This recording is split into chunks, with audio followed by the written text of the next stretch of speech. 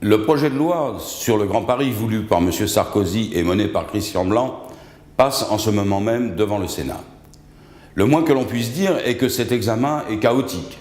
La majorité gouvernementale ne semble plus si empressée à soutenir ce projet présidentiel. Se succèdent donc les interruptions de séance, les votes publics, le recomptage au sein de la Haute Assemblée. Il faut dire que ce projet souffre de deux gros handicaps. Le premier est évidemment la défaite cinglante de la majorité lors des régionales, particulièrement en Île-de-France, où Mme Pécresse, dont tout le programme reposait sur le Grand Paris présidentiel, n'a recueilli que 27,7% des voix au premier tour. Paris perdu donc pour la majorité et le chef de l'État, si on peut se permettre l'expression. Le second handicap le plus lourd, il s'agit de la nature du projet lui-même et de la façon dont il a été conçu. D'abord, il s'est construit loin des collectivités locales, que ce soit la région, les départements et a fortiori les communes.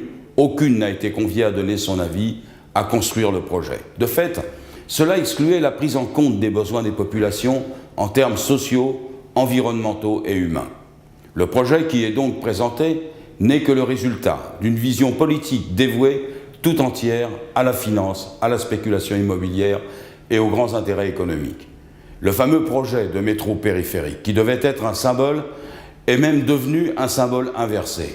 En Val-de-Marne, celui-ci ne prévoyait que 3 ou 4 gares au départ, 7 ou 8 après son passage à l'Assemblée nationale.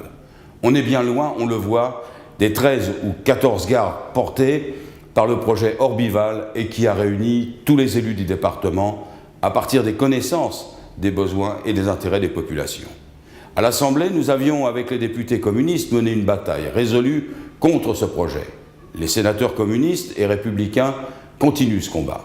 Pour ma part, je me suis déjà exprimé sur ce sujet. J'avais dit, voilà des mois, que le vice premier de ce projet était la réflexion qui guidait le président de la République, à savoir la conception d'un développement par pôle.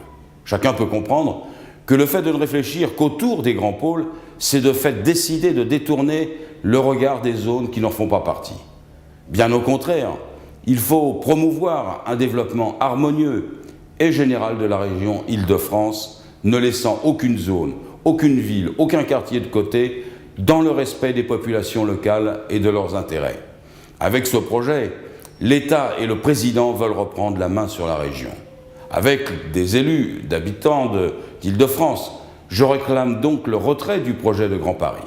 Pourtant, il ne saurait s'agir de l'échanger simplement contre un autre projet qui comporterait des défauts similaires. Ce dont il s'agit, c'est de redonner la main à tous, citoyens, élus locaux, pour construire un projet réellement neuf, porteur des solidarités, de l'égalité dont les Franciliens ont tant besoin.